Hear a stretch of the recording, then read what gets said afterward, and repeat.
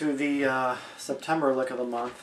That's right, I skipped August because August is gone and I'm not going back. So summer's over as far as I'm concerned, and you know, time to get ready for the fall and all that good stuff that comes with it over here in Buffalo. So the only good thing I did do in August is I put out a video of a short demo of the Jet City 20 watt head that I have, which is a great little amp, and if you want to check that out, please do. It's in my channel, so over at YouTube. So check that out, and yeah, I'll be doing some more stuff with that amp as we go, and swapping tubes out and some other stuff. So plus I'll probably be using it for a lot of recordings. So stay tuned for that.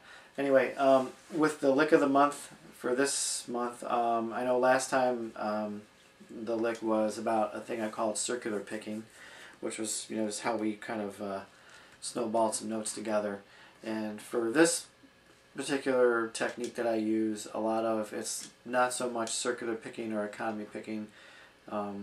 It's, I guess you might want to call it a shortcut, but you know, I've been able to move some things around with it and used it on in various spots on the CD in vitro, which is out, and particularly on Namicus, that song, that solo section there had a lot of that in there.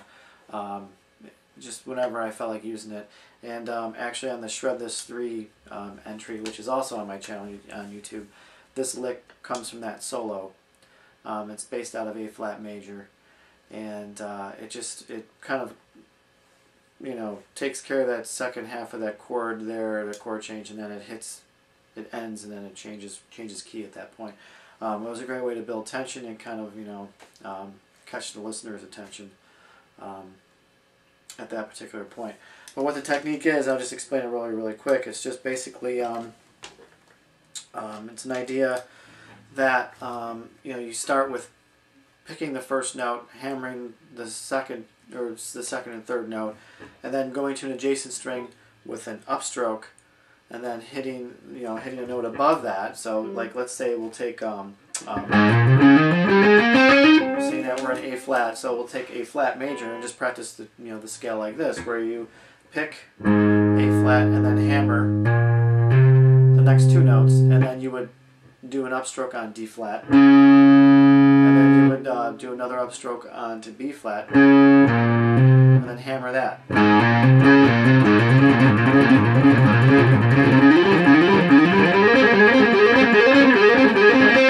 And then you would just kind of go up the scale from there. You can do it with any scale, it doesn't matter what it is, even pentatonics. But you know, of course, you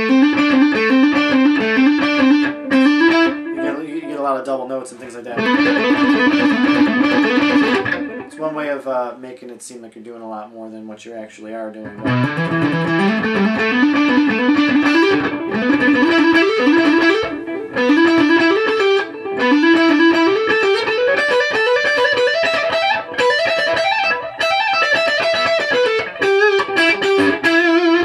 So that's one technique you can do to get a lot of double notes and like get a lot of repetitive action going on.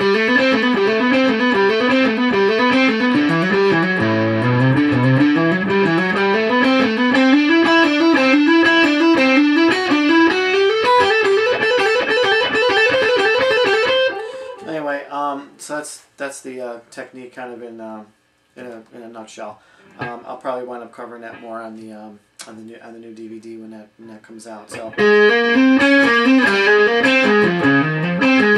one thing I started doing with the technique is I got kind of bored with doing just two adjacent strings. You know,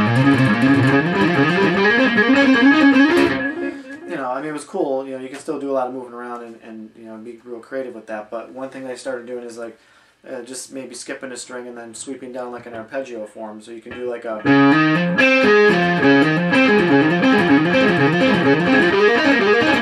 you know, you can get some interesting tones there. You know,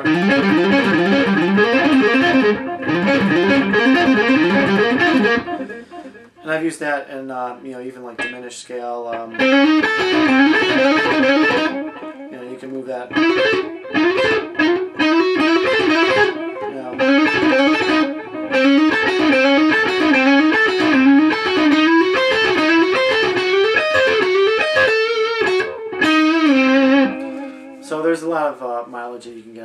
type of technique, and where I use that in the lick is you know, the lick real slow is starts on D flat, and then with a downstroke, and then you hammer on E flat and F, and then I skip a string here and I go to C. But I don't do an arpeggio there. I just do stay within the scale and do C, C, A flat, B flat. And then from there I follow the scale up. And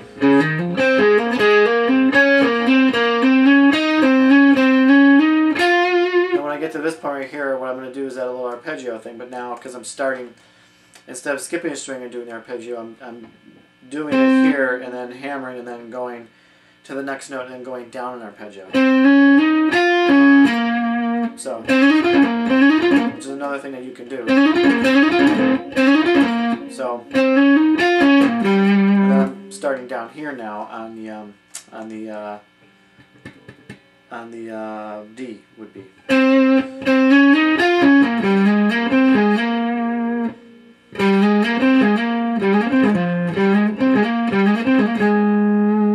Actually, let me see.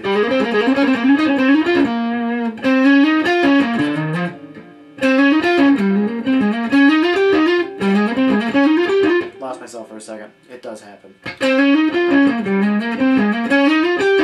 So as I go down this B flat minor arpeggio, I start on the D and I go D, E flat, F, and then do the next note, which would be G, then E flat, F. And then I skip up one and go to A flat, and do A flat, B flat, C, then G, B flat, C. And then here I do G, A flat, B flat, and then I do the arpeggio here from E flat, C, and then B flat.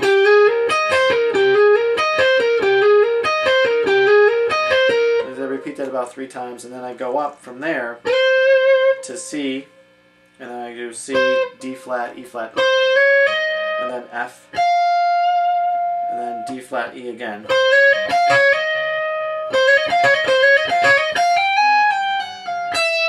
And then from there I do like I do the top of A flat major, which is F, G, and A flat, and then I do a chromatic line going down, and I slide into E where that changes, where it's, you know, goes to there. So that's the lick in a nutshell, I guess. So if you guys have any questions or anything, feel free to email me at joe@guitarlessonsnewyork or guitarlessonsbuffalonewyork.com. I always screw that up. I don't know why. I've done it every month. So anyway, you can email me there. Stay tuned for, I'm going to have a DVD coming out eventually, either focusing on technique builders. I will for sure be doing a DVD companion to go along with the ebook that I have for free download. That'll be coming out soon. It's basically like an add-on. It's basically like having a one-on-one lesson with me. You know, I'll cover all the examples in that book and get into detail about those and why I chose those particular ones, because a lot of those exercises you'll see in different places, on different websites, other guys, but where I got those from are from different players, everybody from ranging from, you know, George Lynch to Steve Vai to Joe Satriani to whoever. I just picked those ones out that I thought were the best, and some of them are my own, just different variations of those types of exercises. So just to show you some different things, but I'll get into more detail on the DVD, and I'll let everybody know when that comes out, because I think that'll be a very valuable thing for a lot of people that just get the ebook and look at it and go, okay, well, I kind of know what you mean, but you know, what else is there? So, and also we'll talk about developing a practice schedule for yourself too, and how to focus in on key things to help you get technique down and you know, become a better guitar player. So, also the compilation CD is close to completion. I have a new track out. They'll be on that. I'll let everybody know how they're going to go about getting that CD. There'll probably be a special offer on that. So I will let everybody know. And so stay tuned. I appreciate you guys coming back to the website, checking it out. Download the PDF file for the lick. Check it out. Hope you enjoy it. And hope you come back and check out the DVD when it's out. So take care until we meet again. Peace.